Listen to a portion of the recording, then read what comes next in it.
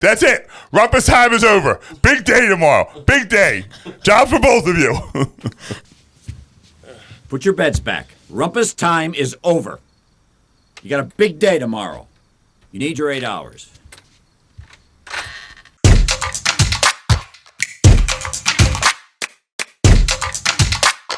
We are 11 days 11 days. from pub date. Woo! 11 days. How are you feeling about it? I am, I'm excited. I'm anxious. Actually, I think I said this to you the other day, but I'm really, really excited for 11 days.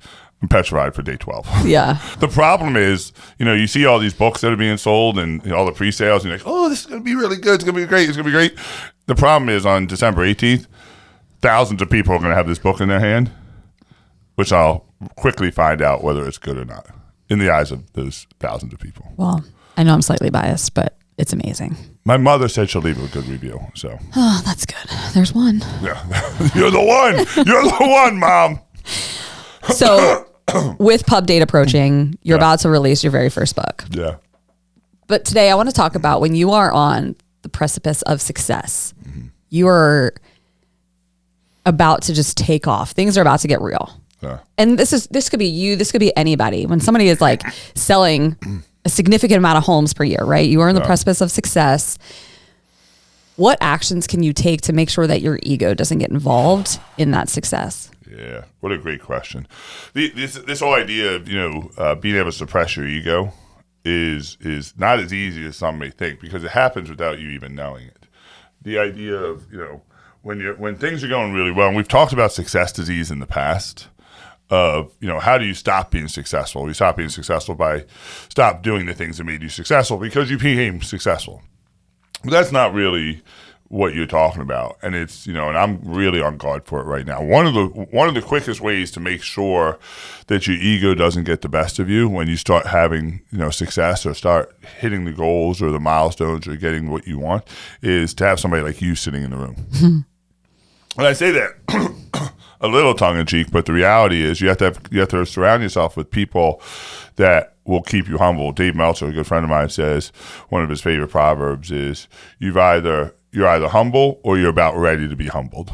And I think that a lot of it is just making sure that you surround yourself with people that are willing to keep you humble, that are willing to have real honest dialogue with you and really good feedback and say, hey, listen, yeah, we're having success right now, but remember, you need to suppress your ego because it's a suppressed ego that got you where you are. So one of the first things to do is make sure you surround yourself with the right people. Number two is convince yourself not to go in the box of better than, where you start to think, I'm better than this person. I'm no better than anybody else. I'm just somebody who wrote a book. And by the way, there's millions of people who write a book. It's not like I scaled Everest. It's not like I came up with the cure to cancer. I just wrote a book. And I'm not minimizing that. But it doesn't give me the upper echelon to have, somebody says, oh, I sold 40 homes. Okay, that's awesome. That's incredible. You should be so proud of that. There's somebody that has sold 100 homes. There's always people that are better than you. There's always people that are worse than you. So convince yourself that you're not better than anybody else. That's really hard. That's really hard when you're having the success you want. Learn to stay quiet sometimes. The more success you have, the more you start to read your own press clippings, the more you want to talk. What makes people great is the ability to be active listeners, to listen more than you speak. And I think that when you're learning, you're in the learning phase. When I was learning how to write a book, I listened a hell of a lot more than I spoke. But now that I write a book, I can see where the ego says, oh, well, now you're an expert at writing a book, so now you should give all the advice, and you stop listening. So learn to stay quiet sometimes. Number three, this is a really important one for me, and this is still be willing to get dirty. Still be willing to put your hand, do the work. Just because you become successful, just because you sell 40 homes, 50 homes, 60 homes, doesn't mean that you get to stop doing the work. And for me, make sure you're still getting back at the ground root things. This helps keep your ego suppressed. There's no job that's beneath me. Now, there's jobs that I don't want to do anymore. There's jobs that eventually you might not have to do, but be willing to get dirty. So number 4 is a really important one. Number 4 is about doing things without worrying about the acknowledgments. What I mean by that is continue to do things. For me, one of the things I love is I like doing things that nobody knows about. I'll buy a meal for somebody. But I'll leave well before they even know who it is. Yeah, it's the stuff like, when you pull into the Starbucks drive-thru and you pay for the person's cup of coffee behind you. It's doing the stuff behind the curtain that no one sees. Yeah, that's exactly right. And I think that, and you'd say, well, what does that have to do with your ego? Well, what it means is that you're willing to do great things without the outcome of getting praised for it.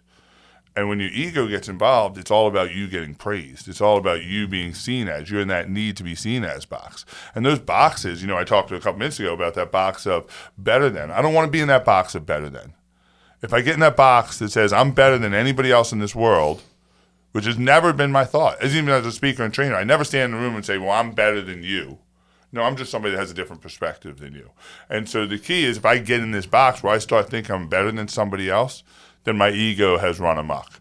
If I get in this box where I only do things that need to be seen as box, and I only do things so that I can get patted on the back or rewarded for it, then my ego has run amok. And I think a lot of times this is what happens, is our ego, we start to read our own press clippings.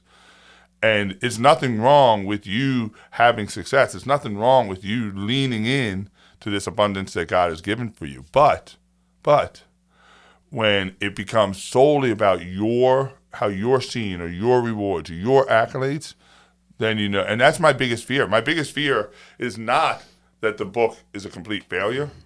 My biggest fear is that the book is a complete success and that my ego can't handle it. And I allow my ego to run amok. And I'm so protected against that. I have you, I have my wife, I have other people in my life that I've said, hey, if this happens and you start to see me change, I need you to come and literally hit me in the head with a brick. Because I don't want to be that person. I've never been that person. I don't want to be that person. And so when you have success in life, when you have success in selling homes, man, relish it, lean into it, appreciate yourself, love yourself for it. But you got to learn to suppress your ego.